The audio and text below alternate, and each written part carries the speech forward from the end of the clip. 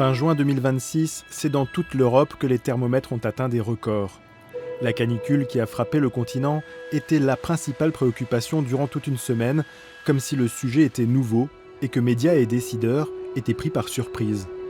Pourtant, les chercheurs alertent depuis longtemps déjà. Ce n'est pas une surprise du tout pour nous et ce n'est plus une surprise pour les citoyens. Enfin, je pense que les citoyens maintenant ont compris que nous sommes rentrés dans une ère d'un point de vue climat qu'on n'a jamais connue. Hier, le président de la République, Emmanuel Macron, disait que parce que ça ne s'est jamais produit, donc on ne peut pas le savoir. Mais en fait, s'il compte sur ce qui s'est déjà produit, il a tout faux parce que ce qu'on a vécu là, c'est rien à côté des autres canicules que l'on va vivre dans le futur et peut-être même dans un futur très proche.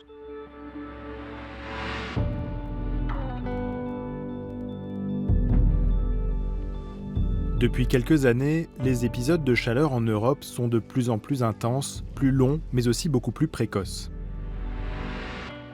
Nous sommes très convaincus qu'il s'agit là de l'effet du changement climatique.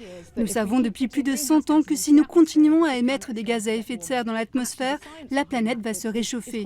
Et en réalité, la science derrière cela relève de la physique fondamentale.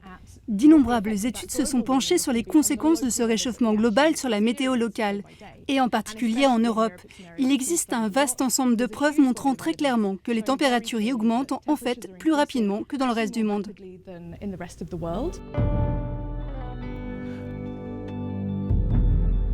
En effet, les chercheurs ont mesuré que depuis les années 80, l'Europe se réchauffe environ 2 fois plus vite que la moyenne de la planète. Et ce pour plusieurs raisons. L'Europe se situe dans la partie nord du globe et les climatologues constatent que le nord se réchauffe plus vite à cause de la fonte des neiges et des glaces plus présentes dans cet hémisphère. Moins les surfaces au sol sont blanches, moins elles renvoient la lumière du soleil et plus elles absorbent la chaleur. Et plus ça accélère encore la fonte des neiges, c'est un cercle vicieux. Autre facteur, les sécheresses à répétition qui rendent les sols plus secs. Cela diminue l'évaporation qui rafraîchit l'air, et lors des canicules, les sols se comportent alors comme des radiateurs. Il y a aussi un paradoxe. La lutte que nous menons contre la pollution de l'air par les particules de fumée protège notre santé, mais laisse davantage passer les rayonnements du soleil. Conséquence, l'Europe est le continent qui se réchauffe le plus vite, et cela veut dire plus de canicules, plus de sécheresses, plus d'incendies et plus de risques pour nos vies.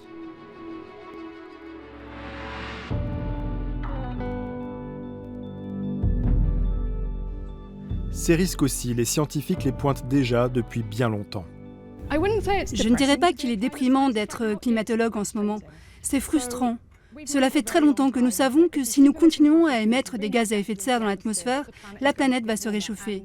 Et nous discutons depuis très longtemps des conséquences que cela aura sur le temps que nous connaissons. En 2024, l'Agence européenne de l'environnement tirait aussi la sonnette d'alarme dans un rapport recensant 36 risques liés au changement climatique et pour lesquels l'Europe n'est pas du tout prête. Les canicules ou stress thermique sont identifiés dans ce rapport comme un risque d'une gravité aujourd'hui critique qui s'avérera catastrophique d'ici le milieu du siècle et qui nécessite des mesures urgentes. L'un des principaux risques pour l'Europe est sans doute l'augmentation des vagues de chaleur, qui sont une menace pour la santé des populations. Elles peuvent aussi être préjudiciables aux écosystèmes. Et en Europe, elles sont souvent associées aux sécheresses. C'est une combinaison dangereuse pour les infrastructures et pour l'approvisionnement en eau.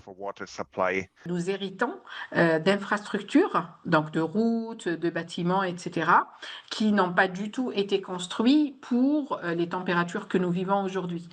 Et donc, du coup, en fait, il y a une surchauffe qui vient aussi de nos infrastructures. Le même rapport estime à plus de 60 000 les décès prématurés que l'on peut directement attribuer à la chaleur lors des canicules qui avaient déjà frappé l'Europe en 2022. Des morts qui auraient donc pu être évitées si les décideurs avaient anticipé les risques identifiés par les chercheurs. Ce qu'on appelle les morts de la canicule, il faudra appeler ça autrement. Ce sont des victimes du crime climatique commis par tous ceux qui, depuis 1992, depuis l'adoption de la Convention internationale sur le climat, ont eu un pouvoir de décision à tous les niveaux de gouvernance. Enfin, c'est la somme de tout ça qui fait ces crimes-là climatiques. Les Européens ne sont pas égaux face aux canicules. Les personnes âgées, les travailleurs de plein air, les habitants des quartiers populaires ou les personnes malades sont bien plus exposés aux risques. Des risques directs de la chaleur sur leur santé, mais aussi indirectes. On recense par exemple plusieurs dizaines de morts par noyade sur le continent pendant la seule semaine de canicule de juin 2026. Plus de 90 rien qu'en France.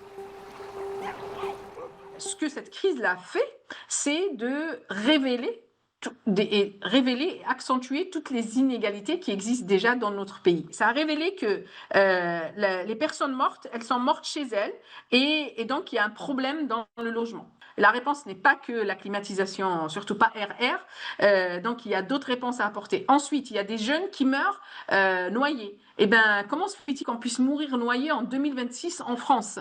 Eh bien, parce qu'on n'a pas appris. Et donc, il faut mettre les moyens pour apprendre ça, apprendre à tout le monde, pas juste aux jeunes, de nager.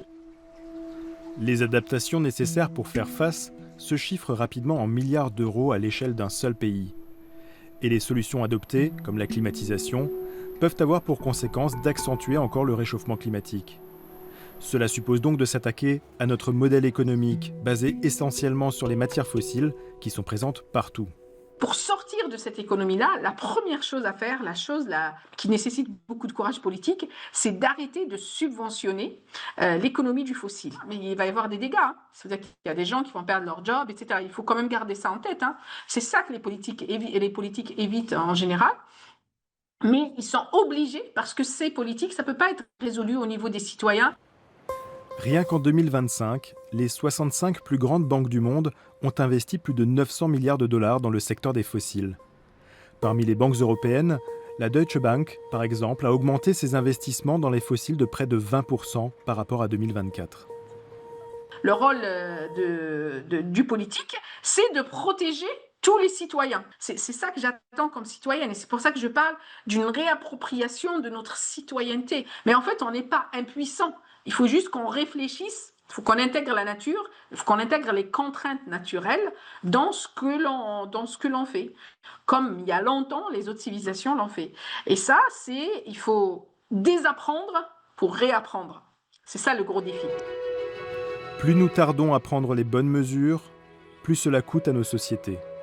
Selon des chercheurs de l'université de Mannheim, les événements climatiques de l'été 2025 avaient entraîné une perte économique de 43 milliards d'euros. Un montant qui pourrait atteindre 126 milliards d'ici 2029.